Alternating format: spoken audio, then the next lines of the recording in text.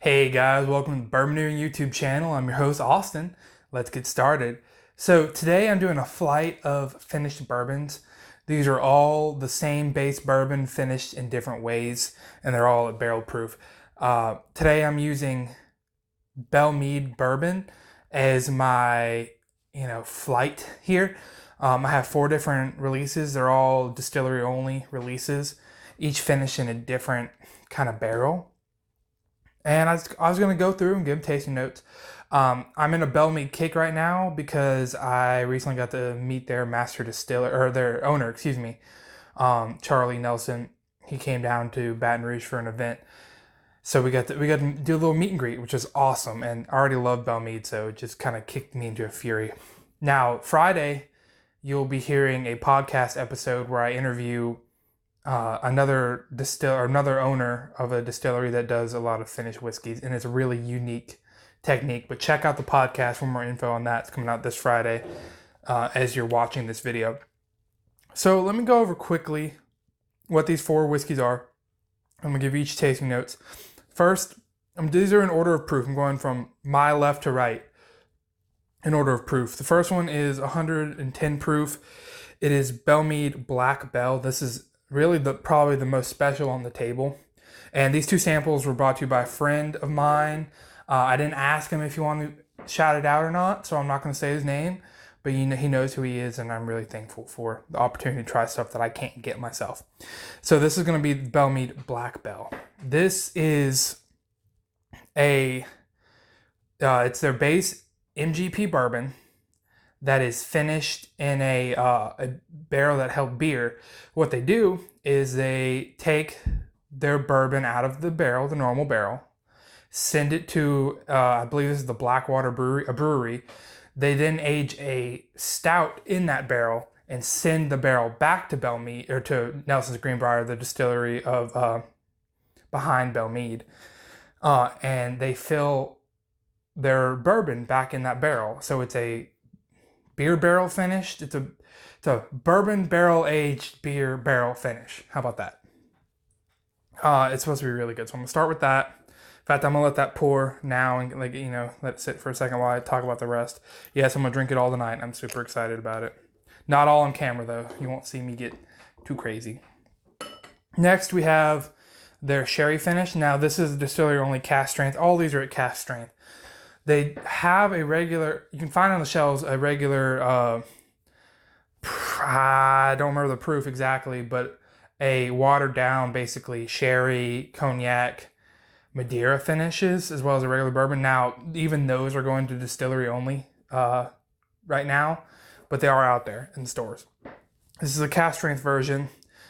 Pretty self-explanatory. You've seen sherry finished bourbons before. They take their base bourbon and age it in a sherry barrel until they think it's ready, for a few months usually, they say. Next on the sample is similar, but it's the brandy finish. This is another special release. I don't know exactly what type of brandy, but it's a brandy finish. And then this is one I picked up from the distillery as well. The Tannat finish. I believe that's how you pronounce it, Tannat. It's a type of wine, I believe. Now I'm questioning that.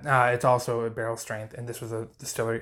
All these are distillery only. Technically, these 3 were special releases. This is their year-round as long as it's in stock. So, without further ado, let's get tasting, shall we? Now, I've had these 2. I have not had these 2, so this is going to be a fun experience. And my whole point here is not to give you all these tasting notes. I'm going to walk them through like I normally do. I'm not going to necessarily score them. I might put them in order. But I'm here to point out the differences more so than which one I like better. Ooh, on the nose, I definitely get a stout nose. And the reason I say that is it's reminding me of, sorry, there's cicadas outside. It's reminding me of Jameson's Caskmate Stout with that kind of nose. Obviously, this is a lot stronger at barrel proof. And there's a lot stronger of a whiskey backbone as well. The bourbon kind of nuttiness. The higher rye bourbon, or at least rye is the next highest grain. Very, very caramelly and sweet. The stout's there, but it's not overpowering anything. Let's give it a taste.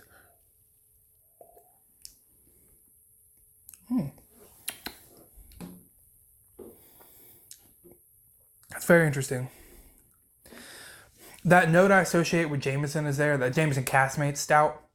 So I'm assuming that's come from the stout.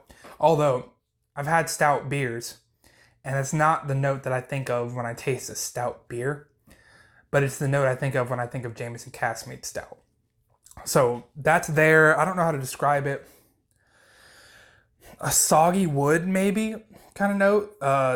Darker, chocolatey, kind of espresso notes. Tobacco, maybe, that you would see in a stout is there, but it's not covered by sweetness like a stout is. It's kind of just bare, like dark chocolate. And the high rye just adds a nice little spiciness that cuts through it. Almost like just a little bit of citrus with something really sweet, kind of cuts through the sweetness. It's a good balance. Man, that's delicious. That's really good.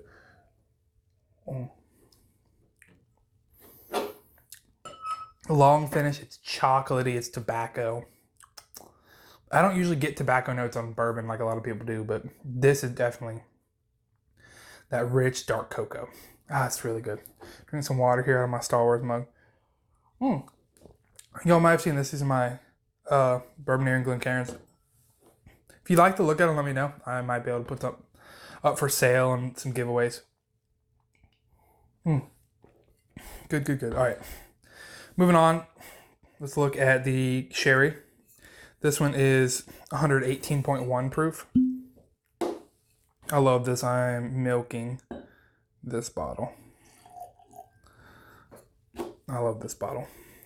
The New Orleans Bourbon Fest did a barrel pick of it last year, and it's by far the best Belle Meade I ever had, and I like Belle Meade. So, all right. Right off the bat, a lot fruitier. The sherry sticks out here. I get like a dry grape, like a grape skin smell, kind of. Not metallic, but leaning toward that kind of metallic twang. But very creamy, like a strawberries and cream. Definitely night and day difference from this like tobacco, dark chocolate, cinnamon bomb.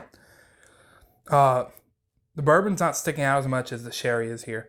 Although the backbone bourbon is definitely still there. Let's give it a taste.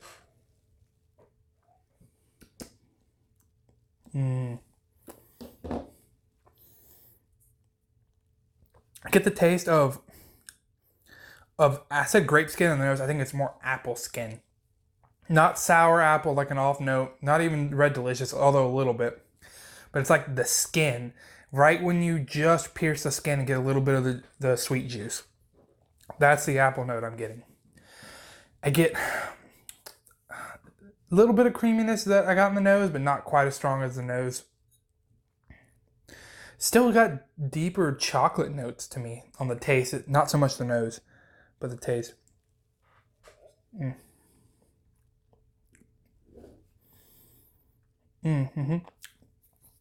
like not a milk chocolate, but a little more sweetness in the chocolate there. There goes a little bit more strawberry, though. A little more kind of a darker berry. It's so good. All right. Very good. Finish not quite as long, but more of a berry note. Sherry really dominates that one. Not in a bad way, though. Black Bell lets a bourbon shine a little bit, which makes sense because it is aged in an ex-bourbon barrel, or it's not aged, finished in an ex-bourbon barrel. There just happened to be something in that barrel between the last time it held bourbon and now. All right. Brandy, I haven't had this one. It's 118.8 proof. Nice pour. Notice for the Glencairns that are on camera, I got my Bourboneering ones. The two that are hidden behind bottles are not Bourboneering Glencairns. Marketing, right? All right. This one, I don't know. I haven't had many brandies. A little bit of cognac, but not really much other than like an apple brandy. Whoa. That's like burnt. That's like a burning cigar tobacco. Like damp, burnt wood that you get in the, you after like a morning after a campfire or something. Oh, that's interesting. Definitely a smoky note. Not smoky like a Scotch smoke, but like a piece of wood that's no longer on fire but burnt. Soggy toast. Toast comes to mind. Maybe overdone toast. I don't know why soggy, but that's so interesting. But it's good. Don't get me wrong. These notes sound bad. It's good. I really like that. Super complex. Maybe a little burnt marshmallow. Maybe a lot of burn notes, like that ashy charcoal. But it keeps developing. I don't even want to take a sip of this. Nose is so interesting. Look how dark it is. Can y'all see that?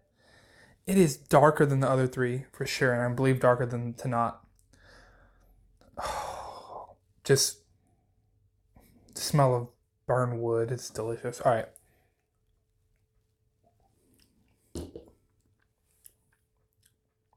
Mm-hmm.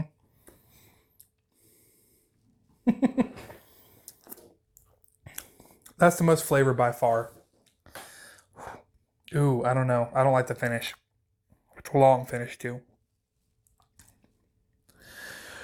That soggy burnt wood. It's like someone took the ashes from a fire and soaked them in water. Not smoky, but burnt wood. And it's interesting at first, and then burnt toast. Or maybe, burnt popcorn.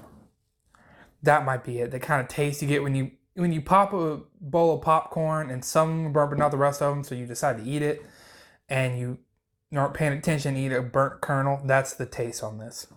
It really is.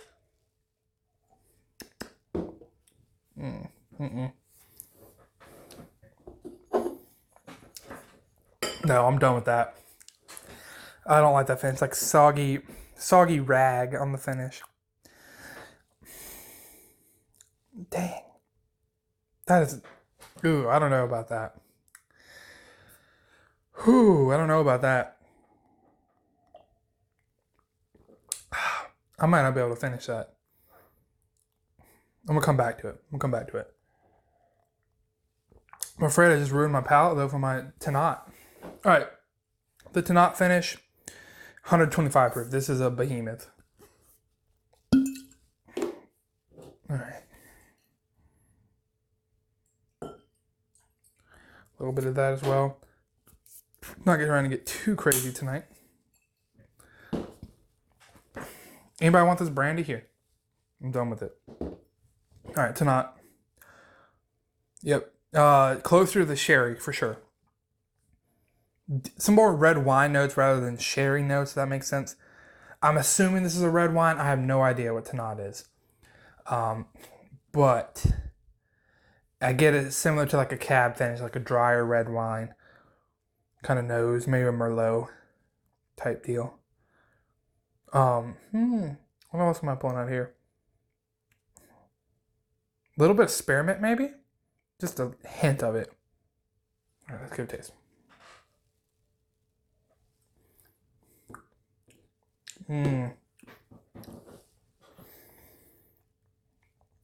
A lot lighter wine. There's definitely some spearmint taste. I've had this a few times. I have never experienced that. It's a lot like a lighter fruit. More so than, like, the nose is more cab or Merlot. The taste is more sweeter red on the taste. Very sweet, a little spearminty. Very interesting.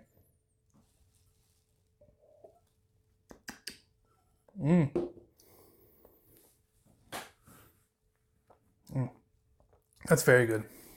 Very, very good. All right. Real quick, I'm going to sign off. Follow me on Instagram.